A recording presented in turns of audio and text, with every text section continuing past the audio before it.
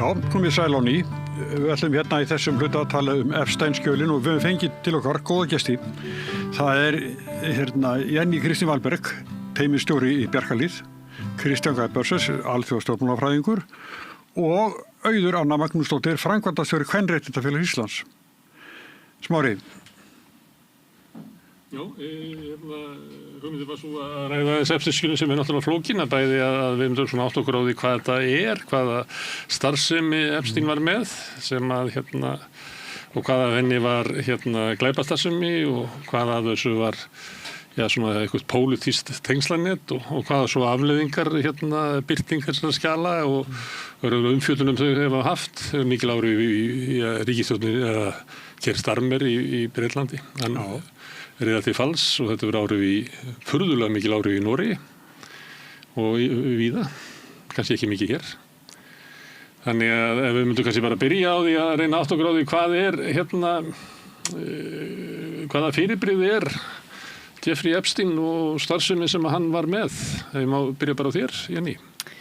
Já, takk fyrir boðið. Það er náttúrulega alveg ljóst að þetta hefur verið mjög grimmileg brotastarfsemi gegn börnum og mjög ungum einstaklingum þar sem að þetta hefur þrifist í skjóli valds og líklega einhverja þöggunar fyrir þessari starfsemi vegna þess að þetta spannar að minnstakosti 3 áratugi og lögreglan oft komið sýnist mér svona á því sem ég hef allavega séð og heyrt af þessu máli. Þannig að já, þetta er mjög náttúrulega stórt og alvarlegt mál. Já, en hann barnanýðingur og nýðist á börnum og ungu konum.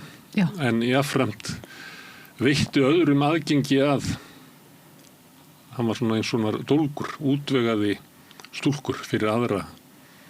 Já, og þetta auðvitað ekkert öðruvísi heldur maður sér svona kannski líka í málum sem eru smærri í sniðum að það þarna einstaklingum með honum sem kona sem svona kannski auðveldara fyrir konu að grúma ungar stúlkur og ungar konur inn í svona og svo auðvitað verið að nýta sér auðvitað börn og ungmenn í mjög viðkvæmri stöðu. Við sjáum að að allan á þeim gögnum sem ég hef lesið að þetta ofta börn í viðkvæmri stöðu að eiga undir í samfélaginu og þarna verið að bjóða og þótt að það bara þannig að það sé tekið fram að þegar börn að ræða þá þurfa ekki að vera allir þessi 3 þættir til staðar sem venjulega í mansalsmálum. Það nóg að það sé verið að hagnýta börnin á þennan hátt og það var svo sannlega gert og það var greinilega mjög markvisst verið að reyna að finna einstaklinga sem voru viðkvæmri stöðu og sem treystu á þessa einstaklinga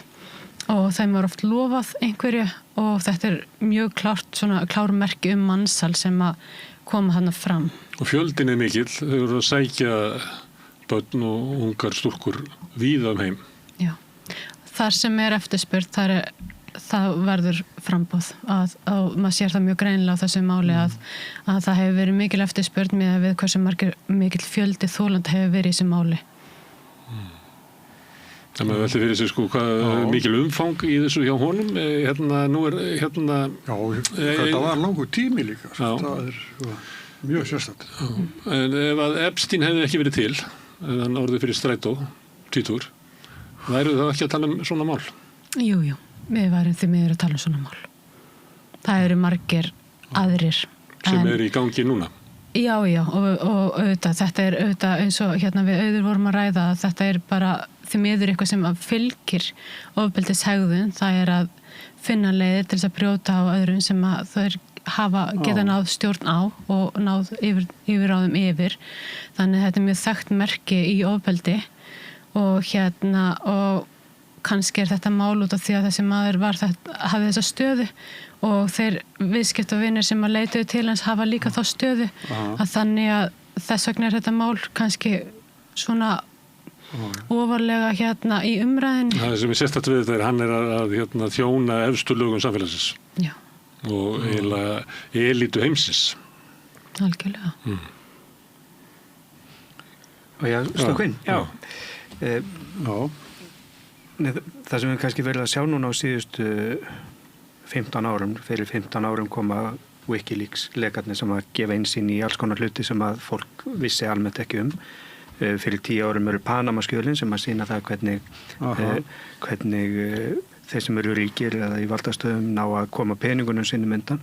Síðan kemur MeToo-byltingin og allt sem að henni fylgdi og við erum að sjá bakslagi núna þegar að þessi skjöl byrtast og sýna okkur inn í þennan heim sem að flestum hefur verið hulinn en vekur sérstaklega athygli að því að þetta eru karlar í efstu lögum, ekki bara samfélagsins heldur heimsins alls og net sem að teygja sig í allar áttir.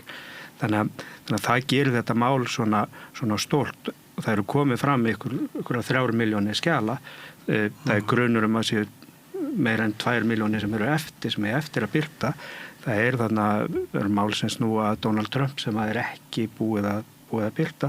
Svona það er mikið búið að stróka yfir mikið þannig að þessi skjöl, það eru margar bara svarta síður sem eru getnar út. Já og bara hvernig dómsmálaráðuneyti Bandaríkjanna hefur staðið að því að birta þessi gögn er líka algjör hneisa þar sem að þolendur hafi verið birt nöfn þeirra og myndir á þeim en sem er gerendurnir strókaðir út og þannig að myndin er ekki orðin full en það er býsna margt að birtast. Þetta er ekki 1000 púsl á púsl heldur kannski 10.000 púsl á púsl og við erum svona að sjá einhverja mynd vera að birtast smátt og smátt það sem væri í gangi hjá þessu í kringu þennan einstakling á þessum tíma.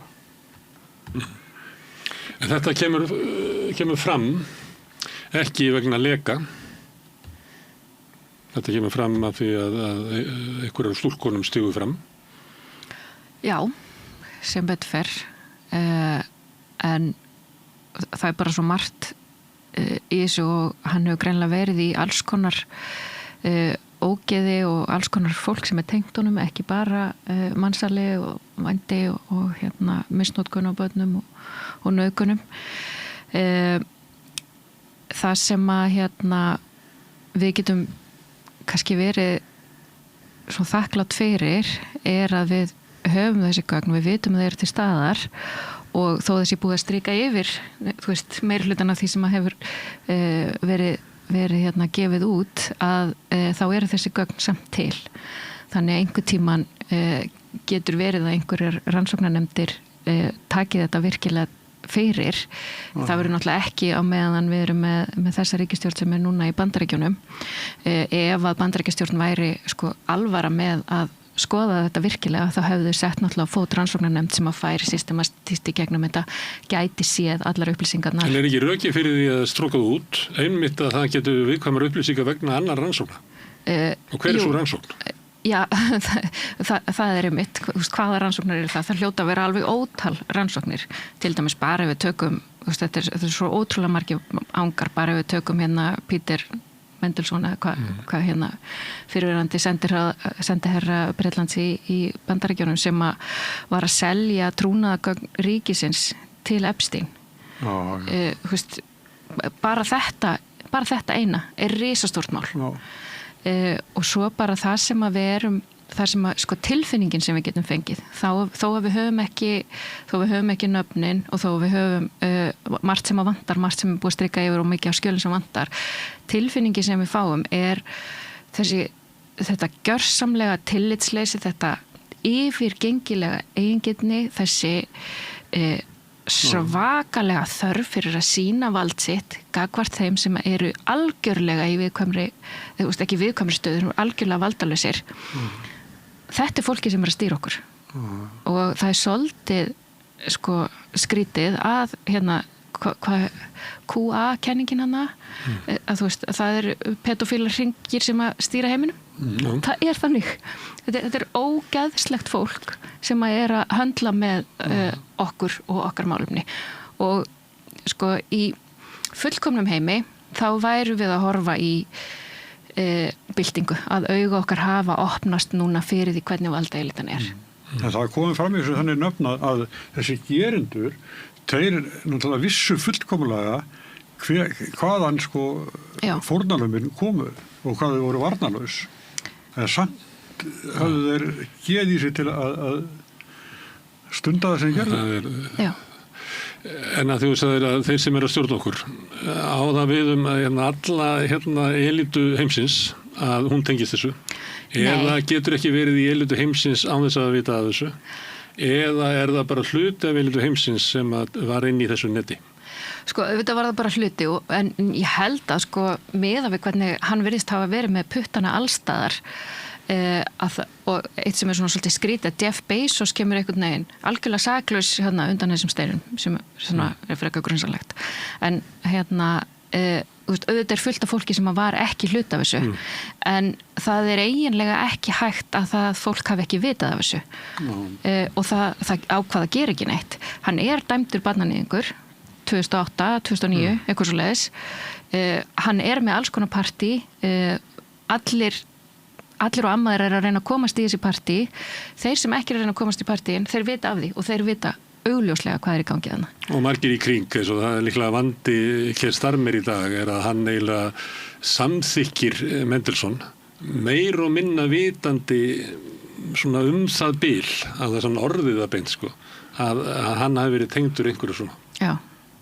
En hann segir að bara Mendelssohn bara svo mikilvægur starfsmaður fyrir okkur að við látum þetta gott heita. Þannig það þetta svona þegjandi samþykki sem eiginlega meira þegjandi samþykki. Þetta eiginlega mjög svona ákveðið samþykki við elitunni sko. Já, ekki það að Peter Mendelssohn sé eitthvað að hlusta á okkur en þú veist, það hefur ekki komið fram að hann hafi verið að brjóta á börnum eða við komum einstaklingum en hann var hins vegar á fullu í viðskiptum og Þú tók eftir því að þú sagðir að hann hefði selt ríkisleyndarmál en það má kannski orða það þannig að hann hafi þegið greiða og borgað með greiðum. Það ekki beint að hann lét leyndarmálinn og fekk borgaðan. Hann fekk maðurinn hans fekk einhverja styrki og stuðning. 25.000. Já, svona hlægilega lágar upp að hliðina á því hvað hann Já, kannski. Alltaf hann verið þess að frekar ódýr sálinn í Mendelssohn. Já, en ég held hún sé það. En það einmitt það sem við þurfum að spyrja okkur. Þú veist, það skiptir kannski ekki máli hvort það voru 10% eða 30% af valda elítinu sem var í kringum hann. Meiri hlutin af henni vissi hvað var í gangi hann. Ég spyr hvað stór hluti að því að þú sagðir að hlýta að koma bylting. Þetta sé svo mikið að við séum eiginlega undir bara gerspiltri elítu sem að það algjörlega sannfærður það að lög og reglur eiga að gilda okkur en ekki þau. Sko, ég sagði í fullkomnum heimi en ég hef því miður ekki trúið, ég bara orðin svo gömul og búin að fylgjast með allt og miklu þess að ég trúið því bara ekki við erum bara litla Íslandi, við erum með Fishrot-Files Samherjaskjölin og ekkert að frétta, ekkert að gerast og það eru miklu minni hagsmunir þar. En mér sagt að byltingi komi einmitt þegar fólk segir að ég er svo gömul að kemur ekki bylting. Ok, þá ætlum ég bara að halda áfram að segja það endalaust. En áhrifin á stjórnmálin, Kristján, þessi sem Auður að lýsa, þetta náttúrulega, við höfum heyrt þetta er búið að vera svona gegnumgangandi í stjórnmálumræðinni svona síðustu 2 áratugi að við erum við ráðum engu, stjórnvöld bara eru aldrei að hugsa okkar hagsmuni, þau eru bara að hugsa hagsmuni hinna ríku og auðugu og gera bara það sem við vilja og svo sem að ferða þarna upp, hann bara sogast inn í elítuna Obama sé ekki í þessu, þá finnst mér alltaf gaman að vitna í Cornel West sem sagði Obama, hann sneri sér að okkur fyrir kosningar og gaf okkur von. Eftir kosningar þá sneri hann sér að sínu raunverulega kjördæmi sem að Wall Street og þjónaði því.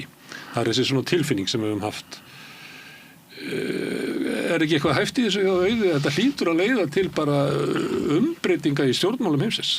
Ég get ekki alveg fullyrt það en það sem við erum að sjá núna nöfnin sem að birtast núna í Epstein-skjölunum, þetta alls konar fólk sem hefur verið í samskiptum og hefði mátt vita og vissi væntanlega hvað hann hafi verið dæmdur fyrir og í hvers konar umhverju hann var að þrífast. Fólk var tilbúið að mæta í partí og alls konar fólk að biðja um greiða eða fá að vera með. Elon Musk vil mæta í partíið. Jagland á leiðinni til New York sem fórseti Nobelnefndarinnar og þá dettur Epstein í huga það getur verið gott fyrir fleira að hitta hann. Þannig að það alls konar svona orðspórsþvætti í gangi þarna í gegnum alls konar og við getum farið kannski í það hvernig Epstein reis og hvernig hann komst inn í þessa hópa.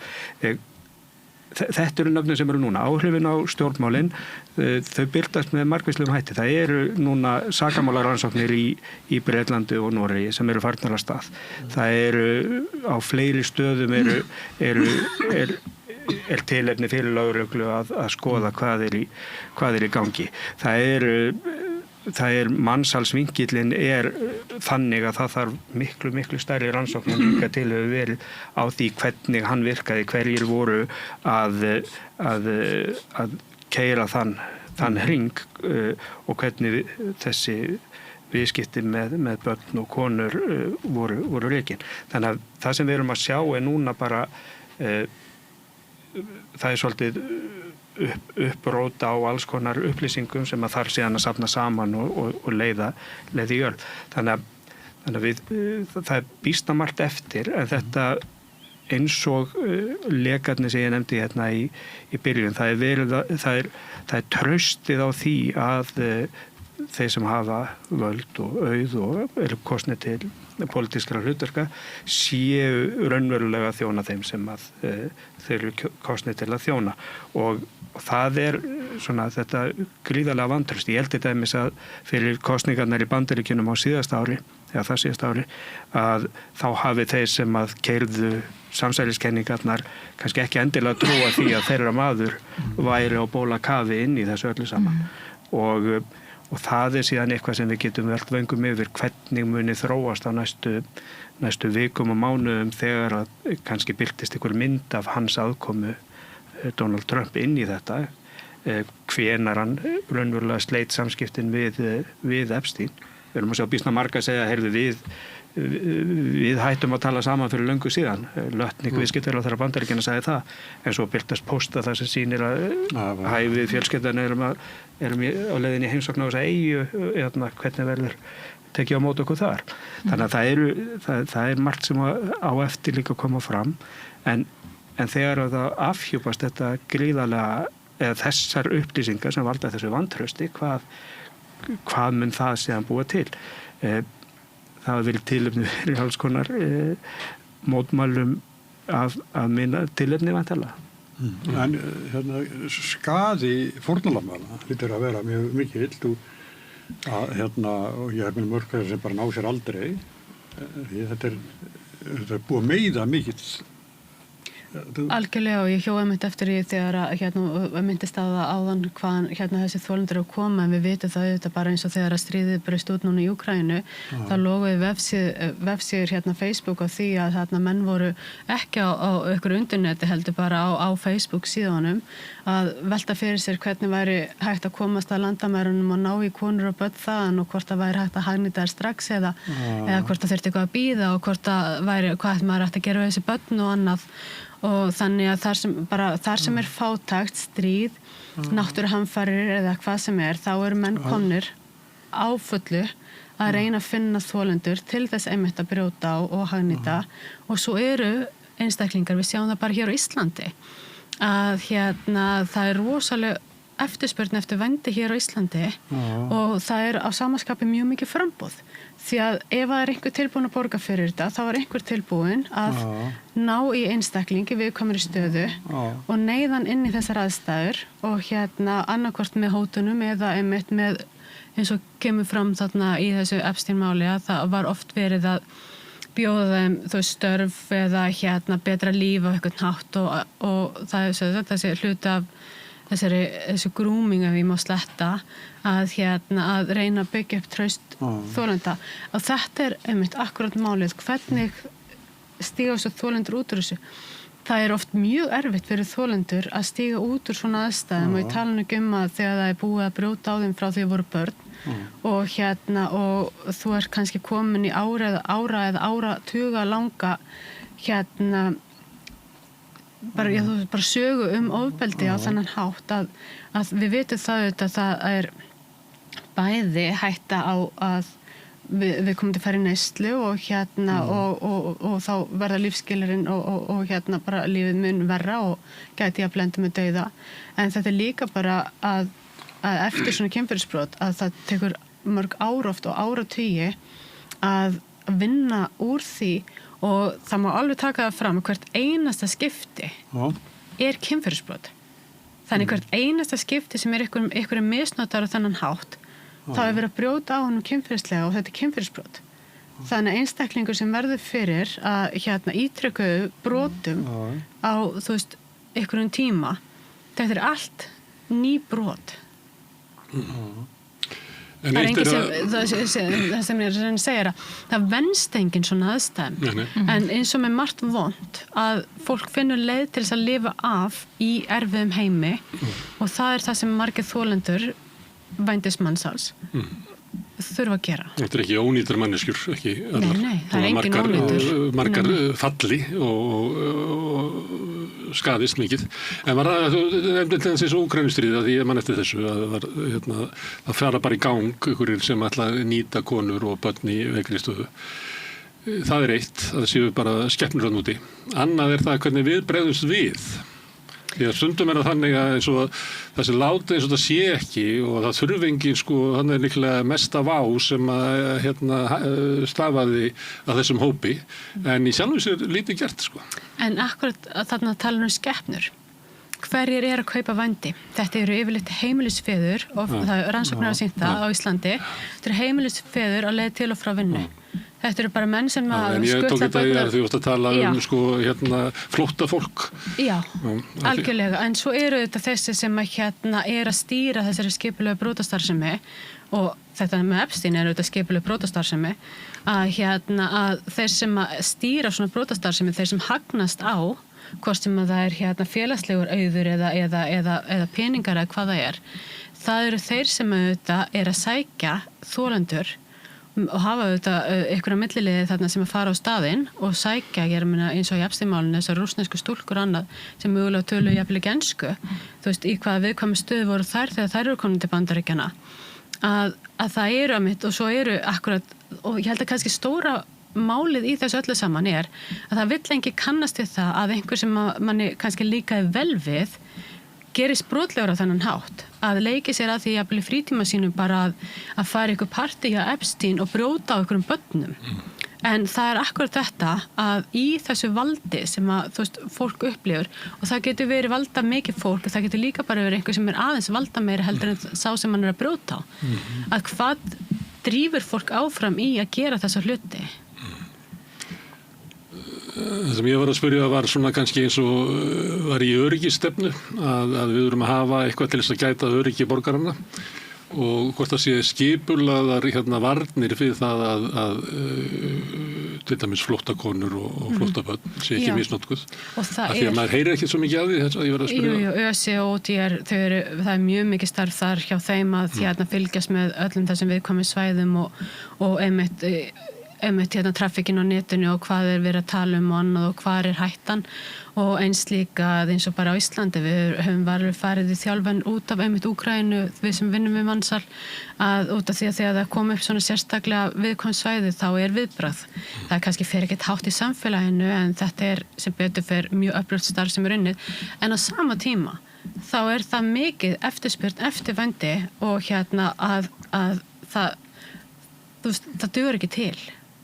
Þannig að við þurfum að reyna að sjá til þess að það verði nánast engin eftirspurn, það sé ekki fólk í samfélaginu, það er að segja yfir meiri hluta kallmenn, eiginlega bara kallmenn, sem að finnist hafa rétt á að nýta líkama annara. Og hvernig ætlum við að breyta því? Það er bara, það er risamálið. Þegar ég segi þetta grassir í það sem er valdan hlutvöldinu og ójöfn, þá þurftur við líka að byrja á því að koma á jafnrétti og jöfnuði í samfélaginu. Já, og líka bara breyta þessu kerfi sem við erum með, sem er þetta svona æðsta hænu kerfi. Þannig við erum með hierarkíu, þú ert með svona mikið vald, þú ert með svona mikið vald, þú ert með svona mikið vald. Jú, en ef hierarkían er í samfélaginu, já. Að þú ætlar að kenna þeim sem eru efstur í hierarkínu að þeir sé ekki í hierarkíu. Nei, ég ætla að taka burtu hierarkíuna. Það er það sem ég segi, þú verður bara að búa til jöfnuð og jafnrétti. Já, sem að er það sem að svona feministar kenningar ganga út á, að við séum í samvinnu en við séum ekki í þessari hierarkíu. Meðan ójöfnuðurinn er að þá verður til valda ójafnvægið og þá verður til ofbeldi byggt á valdi mínu yfir þér. Já, sem að þú hefur ekki. En En það svona þessi tilfinning sem að mér finnst vera að fæðast í gegnum alla þessi umræði, ég mun náttúrulega alveg örugglega ekki lesa í gegnum öll þessi skjöl, en í gegnum umræðina sem ég heyri, það þessi tilfinning, það þetta system sem ógeðslegt. Það þú veist, auðvitað eru ógeðslegir gæjar innanum, en þeir eru afsprengi þessa systems. Þeir hafa val hvað þeir hafa gert, að sjálfsögðu. Epstein afkvæmi ógeðslegt kerfi sem við höfum. Já, og eftirspurnar, eins og þú segir. Hann var sjálfur að ná í einstaklinga fyrir sjálfan sig til að misnota og nauðga, en hann var líka að sjá öðru fólki fyrir, það var annað fólk sem var komið til hans og kannski þá, eins og þú varst kannski að lýsa með heimilsfeðuna eða herra venjulegan, sem var mennirnir sem að nauðguðu Giselle Pirot, Fraklandi, þar sem að maðurinn hennar gaf henni Pelikó, já. Maðurinn hennar gaf henni Ólivian og hún var svoandi og það var bara bakarinn og smeðurinn í þorpunni sem að koma og nauðguðu henni og þetta voru bara venjuleg menn og það er þetta sem að þú ert kannski svolítið að tala að þetta bara einhver heimilisfæður sem að bara leiðin frá vinnu, þetta minn réttur og ekki hugsa neitt hvaðan kemur þessi einstaklingur sem að ég að nýta hérna. Þannig að það sem eiginlega ekkert sérstakt við Epstein, nema að hann bara á allur stað í samfélaginu heldur en var í þessu þorpi. Þetta sama meinið, en hann bara upp í æðstu hæðum með konungsbóruð fólk og nóbelsverðlauna hafa og auðkýfinga og valdamesta fólk úr stjórnmálunum og allir koma og nauðga konunni. Sama meinið, en þeir eru náttúrulega báðir algjör krýp og gísleir. En við erum með, það kerfið sem á bakvið. Ég held að vandamáli sé að það svo ennþá og við sjáum einmitt eins og þú nefnir réttilega alls konar baráttur sem verða eins og MeToo og annað, það sem svona yfirborðsgerð samfélagsins, hún hreyfist og það verða einhverja breytingar, það verða lagabreytingar jafnvel og það verða viðhorfsbreytingar, en svo önnur, það grunngerð samfélagsins, hún breytist miklu hægar og þar erum við ennþá að takast á við þessa hugmyndafræði að karlar eigi rétt á kynlífi hvenær sem að þeim langar til þess að fá útrás fyrir slíkt og það eigi alltaf að vera til konur eða einhver einstaklingar sem eiga að mæta þessum þörfum þeirra og þetta auðvitað líka afsprengja klám- og kynlífsfæðingu og svo þarna hópar og við heyrum oft líka að menn tala það þeir fara jafnvel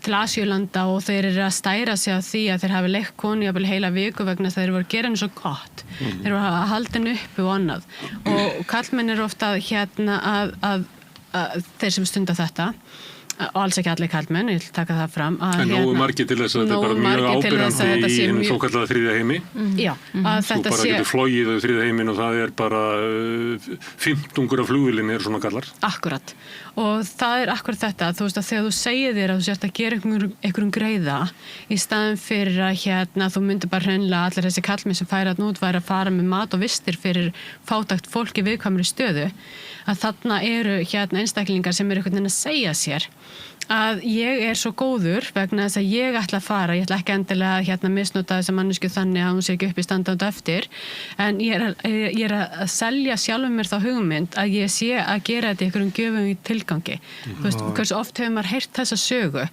að en svo þegar á botninu kvöld þá snýst þetta allt vald og hafa einmitt vald yfir annarri mannesku því að við vitum það alveg við sem vinnum við þetta, það eru kannski settar einhver ákveðnar reglur, þú ert að kaupa ykkur ákveðna þjónustu en svo þú ert komin orðin ein með þessum aðila þá hefur þú kannski ekkert það að segja hvað gerist og auðvitað náttúrulega líka þessi geðjun sem að fyrir gang að þolandinn, hann náttúrulega að sína ákveðna geðjun bæði vegna þess að annarkvort hann með sagt að hann verða þína ákveði mikið og þá best að gera það eins hratt og ég mögulega ekki til þess að ég geti svo kannski verið búin einhver tíman eða þá að þér refsaðu eitthvað grimmilegan hátt ef að þú sýnir ekki geðjunina og svo telja ákveðnar einstaklingar það að þetta sé, þú veist, einhver sem hafi gaman að þessu eins og einhver hafi gaman að því að afsala sér sjálfsákvörðunar rétt sínum og líkama til einhverju random mannesku sem bara næsti sem bankar á hurðinni hjá þér og það akkurat þetta sem er svo áhugavert að hvernig við getum sagt okkur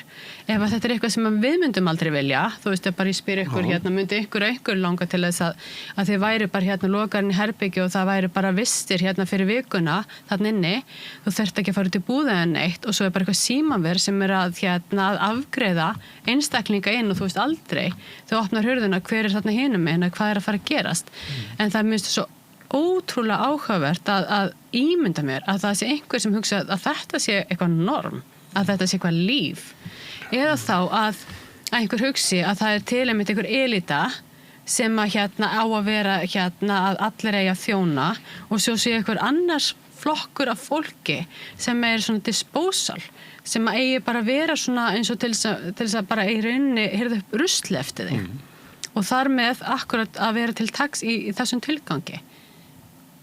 Það nú út allan heim í öllum tilfellum litið á bara sumir eru bara til að þjóna öðrum og eru eiginlega annars flokks fólk þarf ekki að hafa sömu réttind og við sem erum svífum yfir. Æmitt og það eins og auður verið að segja þú veist að það þessi sko ég bara einmitt, það gömulega, ég trúi því ekki að þú veist að stigveldi nokkuð tímann getur tekið af en það stigveldi verði ekki þannig að við megum níðast á þeim sem eru þú veist neðar í þú veist að einstaklingar sem að þú veist hafa læri laun eru þú veist frá svæðum sem hafa farið tækifæra við megum ekki einhvern veginn vera að sækja þangað inn til þess að ná hreinlega í einstaklinga til þess að misnota. Þrautin sem ég lagði fram ef að stígveldi býr til ofbeldið, getum við losnað við ofbeldið án þess að losna við stígveldið, getum við kennt fólki sem inn í stígveldið sem að einn bara getur gert hvað sem ræður öllu og eru óbærilega bara yfirgengileg völd að hann verði, að við getum einhvern veginn kennt honum að hann verði góður. Auðvitað verðum við að trúa því en ég held að við séum bara svo langt eftir en ég segi stundum ef allir væri 10% betri í samskiptum þá held ég heimurinn lita aðeins öðru út það þyrfti ekki nema 10% en ég held bara að það þarf að auðvitað kenna bara, þú veist, og þeir sem að kenna, þeir þurfa að hafa skilning á þeir líka. Ég hlustaði á viðtalið sem kom út í þessum skjölum sem að Steve Bannon tók við Epstein, því ég hef aldrei séð svona viðtalið en mér langaði bara að vita, þú veist, hvort að maður fengi einhverja tilfinningur við hvað svona maður þetta væri. Því að tala svona réttlætingarnar, hann með eina réttlætingu í viðtalinu. Ég hvet fólk til þess að hlusta á þetta, því að þetta bara eiginlega merkilegt hvað þessi maður hafi getað spilað með svona marga. Því að þetta virkar á mig sem algjörlega fóni maður sem að reyna að endurvarpa einhverju sem hann heyrði og hann ekki með nokkra heila hugsun, sko. Hann reyna bara að láta líta sig út fyrir að vera gáfaður og klár og allt þetta. En hann segir meðal annars þegar hann spurður út í hvort hann sé djöfullinn. Að þá segir hann að ég gaf peninga til þess að vinna gegn taugaveiki, bólusetja við taugaveiki í Indlandi. Ef þú myndir spyrja mæður barnanna hvort að þau vilja að fá peningin frá mér, þá myndir allar segja já. Af því að þetta svona dæmi svona réttlætingu úr hýrakínu, það sem hann getur gefið eitthvað. Þá til aðgöngum með til þess að gera hvað sem En þarna var hann líka komin í, þetta voru nokkuð stig hjá honum, en þarna var hann komin í orðspórsþvottinn og og inn í filanþrópi heiminn þarna seinni stigum en hann var hrappur allar tíð sko. Hann fær vinnu á falska ferilskrá sagðist að það fengi verið með próf og 2 skólum í Kaliforníu sem kom síðan í ljós að það ekki fekk þannig vinnu í banka þegar það komst upp þá hafði hann á það góðum sambandi við æðstu yfirmenn þess banka að þeir ráka hann ekki alveg strax.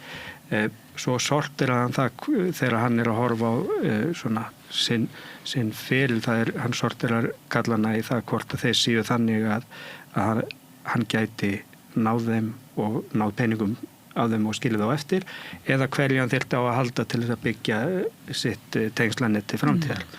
Og þannig efnast hann, þannig kemst hann í sambönd og svo eykst þetta og svona spinnur utan að sér. Síðan kynnist hann Ghislaine Maxwell sem mjög vel tengd inn í breska samfélagið og síðan yfir í New York líka og hún hjálpar honum að ná enda frekari tengslum og þá verður þessi orðspórsþvottur til og hann byrjaði reynda snemma, hann var komin í stjórn listunafélags New York borgar með Andy Warhol þegar hann var frekar ungur og svo nærði hann þessi sambönd til þess að komast í þá stöðu sem hann komst. Og verslar með þessi sambönd. Alveg miskunnarlaust. Hann býður sér að hitta hana og svo þannig ótrúlega flókið net það sem hefur verið að versla fólk sem eru óendanlega þrá á að tilheyra einhverju elítu, að það sé eitthvað innra herbergi sem að ég gæti mögulega fengið aðgangað og ég er bara til í að gera hvað sem til að komast að inn. Það virðist vera að fólk hafi verið til í hvað sem og alls konar kallar. Það er svona hvaða nöfn eru það sem koma einna mest og óvart í þessari afhjúpunni og Noam Chomsky ferðast í einkaþotum og reyna að fá ráð hjá Epstein það hvernig hann að borga hvernig hann að koma peningum til barna sinna eða seinni konan að reyna að fá einhver fjölskyldur og skrifar varnaræðu fyrir hann eftir hann dæmdur. Nei, algjörlega og þannig að þetta kemur óvart. Jagland sem formaður Nóbelsnefndarinnar og svona getur maður tekið einn af öðrum hvers konar net þetta var.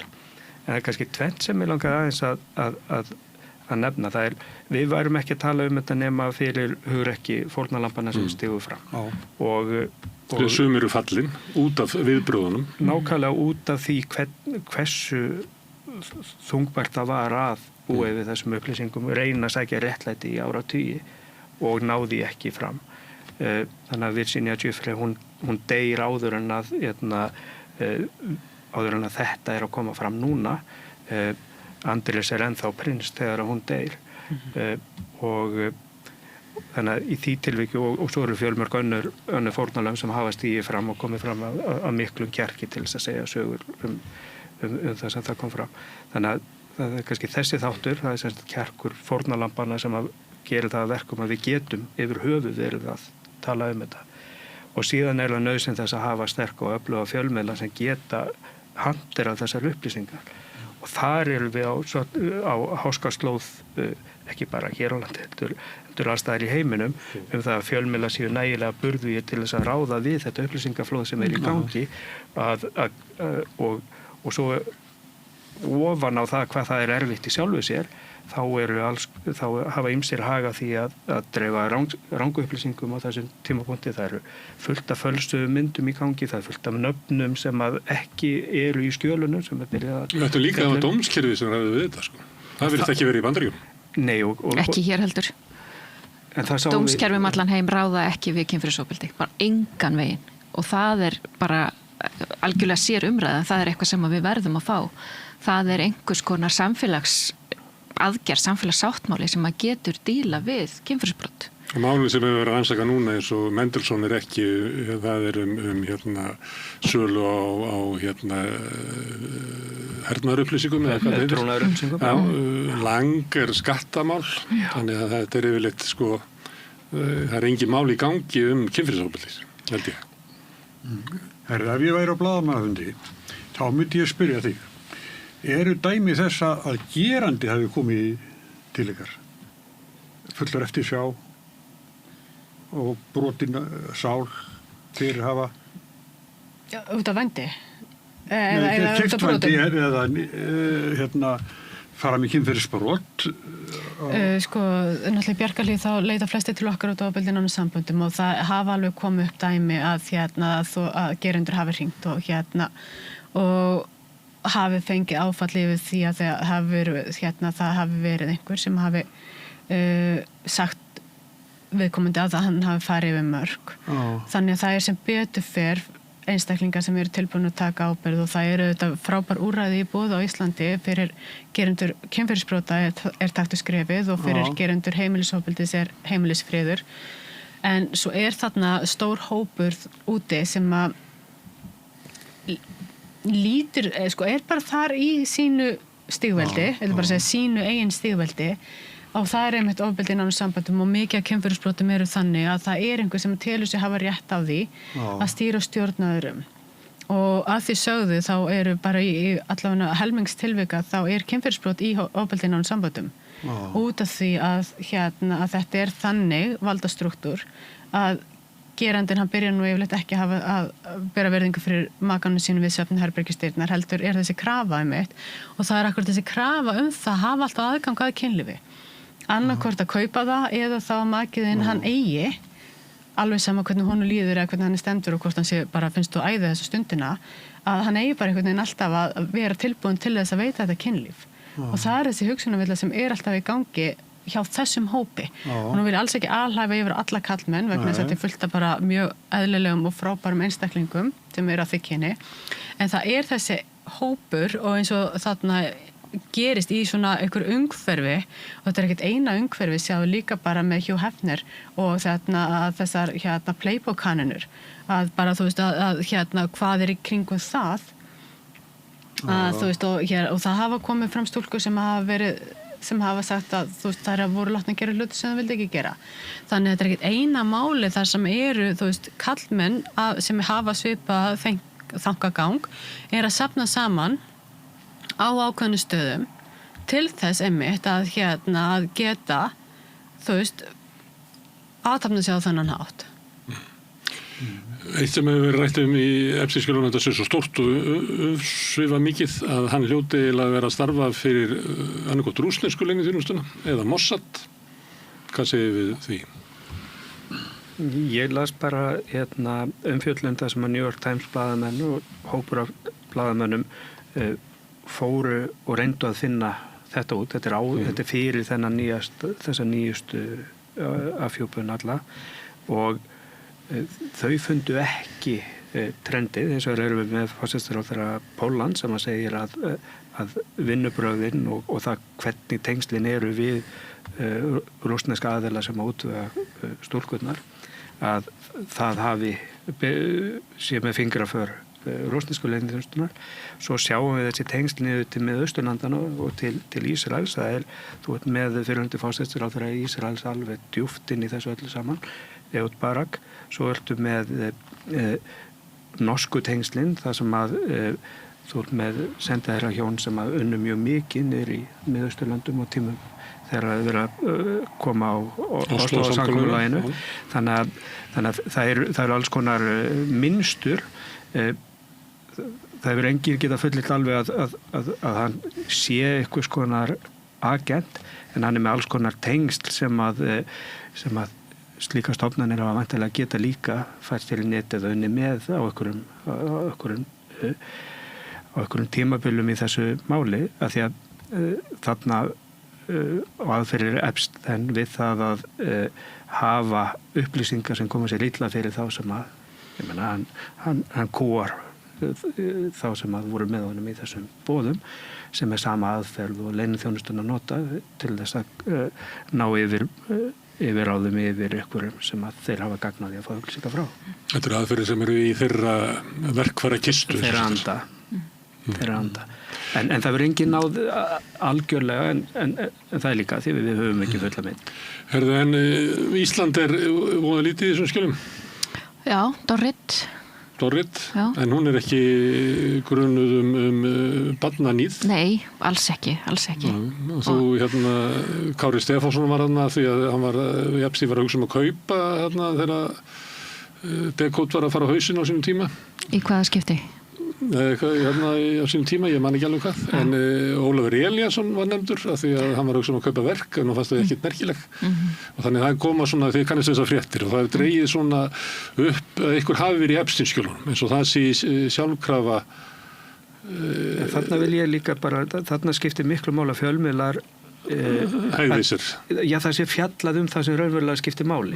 Það að nöfn Kára Stefánssonar eða Ólafs Elíassonar séu þarna í ykkurum vísa til í ykkurum tölvupóstum þarna milli, það verðskuldar ekki frétt á íslenskum miðli að þeir séu í skjölunum.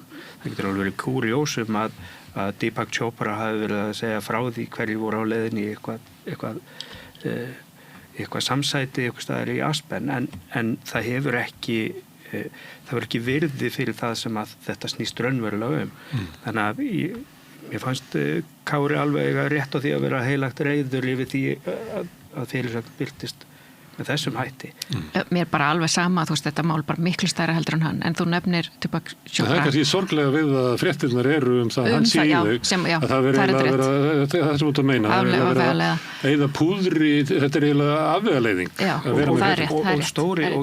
Og stóra upplýsingafhjúpunin líka vegna þess hvernig dómsmálaráðuneyti Bandaríkjanna að birta gögnin, það líka verið að afvegaleiða frá því að hugsanlega sé Bandaríkjaforseti, það sé margt miklu alvarlegra. Það verið að bíða eftir til dæmis gögnum sem fólk telur sig vita að þetta vera þarna. Og ég meina Bandaríkjaforseti hefur verið dæmdur áður en að varð forseti fyrir að ljúga til að greiða konu fyrir það að segja ósatt kynlíf sem hann átti með henni. Það líka Playboy kanina sem að fyrir ekki að ég noti svo óviðhandi orð, en kona frá sem var forsýðstúlka hjá Hugh Hefner, að hún hefur líka kært forsetann fyrir samræði og misnotkun. Þannig að þetta engin tilviljun, en á samaskapi þá er hreyfingin sem að styður Bandaríkjaforseta svo sem að hélt fram að það væri verið að þakka niður barnaníðshring í efstu lögum bandarísks samfélags.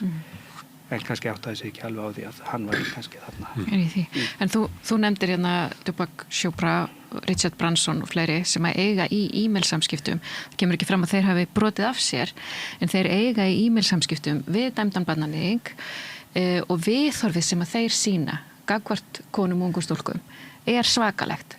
Sérstaklega í ljósi þess að þeir vita vel við hvernig að tala, eins og Richard Branson sem segir þó að þú hafir verið að sofa hjá 17 árs gamalli stúlku, þá ert þú ekki barnaníðingur. Í fyrsta lagi voru þær 14 ára og eldri, og í öðru lagi þá er þetta fáránlegt að vera að reyna að réttlæta hegðun dæmis barnaníðings. Þannig heldur við komur akkurat að bara kjarna málsins að þú veist, svona baráttur þær byrja og enda með því að karlmenn komi til borð með kvennahreyfingum og jafnréttishreyfingum og bara hreyfingum sem að vinna gegn kynbundnu ofbeldi, vegna þess að leið og karlmenn hætta að samþykkja þessa hegðun hjá öðrum karlmennum og hætta að líta á þetta sem leik eða eitthvað sem saklaust eða eitthvað slíkt, að leið og þeir fara að segja þetta bara ekki lægi, betur hvað varst þú gamall og þú veist, og þannig, þú veist, með þennan aldursmun að þú veist að þessi aldursmun væri kannski lægi ef þetta var jafnaldrar, en ekki þegar þetta eitthvað sem kannski helmingi eldri en þú eða eldri. Þannig ég held að þetta sé akkurat málið, að þú veist að í öllu þessu og í öllu þessu ef við eigum að taka niður ofbeldis stigveldis píramídan, þá byrjar það með því að bara venjulegi karlmenn fá nóg af þessari hegðun annara karlmanna og þeir stíga á vagnin og og vegna þess að við vitum það að þessir gerendur í heimilisofbeldismálum og kynferðisbrotamálum þeir ekkert að hlusta á mig og auði, þeim bara alveg sama hvað við erum að segja, en leið og aðri karlmenn myndu bara svona call them out, bara byrju hvað áttu við, þú veist hvað ert að meina, eða svona að stoppa við þetta, þá væri vegna þess að það eru þeir sem eru á sama stað í stigveldispíramídanum, því ofbeldismönnum finnast konur ekkert vera á sama stað og þeir í þessum píramída, og þess vegna eru þær alltaf undirskipaðar og umræðan sem þær eru að reyna að skapa verður þá einhver undirskipuð umræða sem snertir þá ekki neitt. Þetta mátti heyra því á Chomsky og Branson og Steve Bannon í viðtalinu, að það svona, hann svo helviti klár, hann Epstein, og vel tengdur og bara besti fjármála spekulant í heimi, og hann reyndar barnaníðingur, en ég meina það við getum ekki verið að láta það skíkja á allt sem hann að þetta svona viðhorf hjá mjög ólíkum mönnum, sko, Steve Bannon og Chomsky, þetta eiginlega vonlust að sitja það í sömu setningu, sko. Já, enda sagði Epstein að það var eins og að hafa Hitler og Gandhi að borða saman pilsu. Þá tvo saman, Chomsky og það fyndið að sitja það í samherbyggi. Hún fannst það fyndið, en þarna ertu líka með að því við horfum líka á pólitíkina í þessu og þú nefnir Steve Bannon sem hönnuður þessara hreyfingar sem núna að við völd í Bandaríkjunum að komast til valda í mörgum Evrópuríkjum og aktíft að beita sér fyrir því að og það sem að það byggir nákvæmlega. Fyrst sem orðar það að þessi hreyfing í Bandaríkjunum eigi að ná völdum í Evrópu. Og að greiða og að vinna því og að borga fyrir það og að safna peningu fyrir það, í bandalagi við hverskins öfl sem að geta hjálpað honum í því, þannig að það eru sameiginlegir hagsmunir makarhreyfingarinnar og Rússa að öfgahægri öfl komist til valda í Evrópu og brjóti niður Evrópusambandið og það sem að en svo pólitíska hugmyndafræði byggir nákvæmlega á þessum stigveldispíramída sem hér verið að tala það sem að kallinn aðri konunni, hvítur öðrum hörlslitum og það í raun það sem drífur þá hreyfingu áfram, það nákvæmlega þetta og þess vegna geti kallar í þessum flokkum komist upp með hvað sem það alveg sama þó þessi drullusokkar að því þeir eru efstir. Þannig að þetta svona áhrifin á pólitíkina þó við höfum haft MeToo-byltinguna, við höfum séð inn í þennan heim sem að byrtast okkur þá samt sem áður pólitíkina þróast í það að það sé hinn sterki kall sem eigi að vera leiðtogi í stjórnmálum og það sé bara léttast að fylgja honum frekar en að hafa eitthvað flókið kerfi þar sem að aðra raddir eru mikilvægar. Og við höfum mikið hlust á Jenny eins og hún var að segja. Algjörlega, þarna kemur líka bara akkurat stöðin í dag að síðan að MeToo fór á stað að það kom svona, fólk var svona fyrir ákveðnu áfalli og svo ná þessir einstaklingar á þessum stigveldispíramídanum aftur undir þessu fótunum og við sjáum mjög mikið bakslag núna í hatursorðræði gagnvart konum að þú veist að konur séu meiri gerendur jafnvel heldur en kallar og annað og þú veist að það verður afvegaleiða umræðina og ég ekkert að segja það eru fullt af konum sem eru gerendur líka að þú veist og eins og Bjarkarli fyrir all kyn 18 ára eldri þannig að þú veist og það allir velkomin til okkar en samt kynbundið ofbeldi og þetta ofbeldi sem við erum að ræða hér ofbeldi sem karlar eru yfir höfuð að beita konur og börn og það þessi vá sem að alltaf hangandi yfir og þetta bara þú veist búið að vera bara síðan að bara, þú veist, bara ég veit ekki hvenar, að það alltaf þetta valda ójafnvægi út af þessum stigveldispíramída og þess vegna eina leiðin að þú veist, ef það er ekki búið að þurrkut út á 2000 og eitthvað árum, skilur, þá út af því að það vantar helming mannkyns til þess að stíga inn í þessa baráttu til þess einhvern veginn að þeir sem eru á sama stað í stigveldispíramídanum að þeir fara að skipta sér af og þá fyrst held ég að það verði einhverja raunverulega breytingar þegar þeir fá nóg Bara ef við horfum á Ísland við erum með miðflokkin má ekki segja flokka já, við erum með miðflokkin það eru 3 þingmenn sem voru á Klaustursbarnum í Klaustursmálinu það eru engar afleiðingar á því að tala svona ógeðslega konur þeir setja bara þarna ægilega kátir og fá fullt af atkvæðum Þeir voru reynda reknir úr flokki fólksins einhverjir Inga Sæland Ragnar Já Karl Gauta, hann núna þingmaður, ekki? Já. Þessi flokkur ægilega mikil þjóðurnisflokkur áfram Ísland og allt þetta sem þú segir öfgahægri, svo þegar Trump allar mögulega kannski að koma og taka yfir Ísland, nei þá það allt í lagi, þá skulum við chilla þá erum við ekki þjóðurnisflokkur þá vilja þeir fá makaleið hingað. En tengslega við Ísland, maður hugsa svona dæmi þetta því að það ekki gerandi en þá komið fram en það einn þolandana mertur sem að búi í Reykjavík eða hafi búi í Reykjavík eða sé frá Reykjavík kemur fram á okkur listaðar en það eru svona mál sem ekkert svo ólík þessu sem að ég veit ekki hvort einhver manna lengur muni getur snekkjunni T-Viking það var akkurat svona mál það sem að verið að bera undir ykkur að kalla vendiskonur í Flórída eða ekki. Þannig var fjallaði málið allavega. Var þetta fyrir raun? Þetta var upphafi Baugsmálsins. Þetta verður aldrei komið fullkomlega til Það var mikið fjallað þetta. Það var mikið fjallað og það var að sumuleyti svona það sem eina sem ég man eftir í íslensku svona umfjöllun sem í svona, ég ekki að segja þessi líkingu við Epstein út af stærðinni, heldur hafi verið svona það sama svona tengsla, verslunar, kynlífs þvæla ykkur sko. Það er bara komið svo langt síðan að maður mann þetta ekki og ég var ekki aktífur í blaðamenn sko akkurat á þeim tíma sko en jú, mann rámar í þetta þegar nefnilega, það voru þarna haldin partí í Florida það sem að átt að ganga frá viðskiptasamningum innan eitthvað svona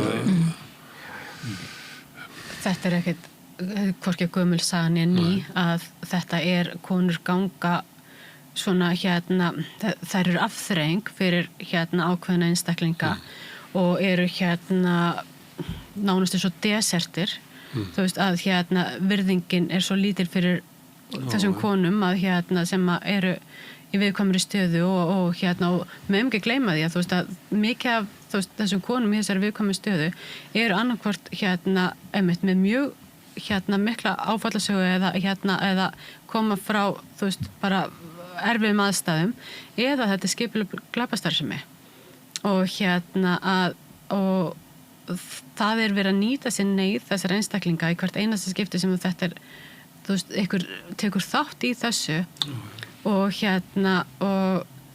og ég held að það skiptir bara engum máli hversu mikið við tölum þetta, þú veist að ef það ykkur sem hefur bara þá afstöðu að honum finnst hann megi þetta, þá heldur hann áfram og hann fær bara nóg samþykki sko. Hann fær nóg samþykki. Það nóg stór hópur þarna sem að þannig að þú ferð ekkert út úr samfélaginu með þessi viðhorf.